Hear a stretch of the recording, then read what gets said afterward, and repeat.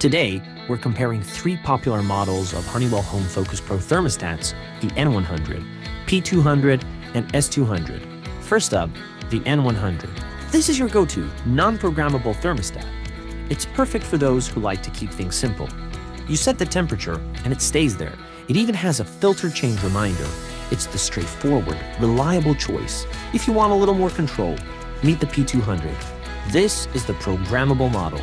You can set a custom heating and cooling schedule for any day of the week. This helps you save energy when you're away and ensures comfort when you're home. Like the N100, it also has that convenient filter change reminder.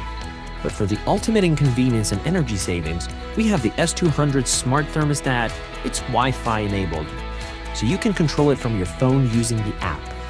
It works with Amazon Alexa, Apple HomeKit, and Google Assistant.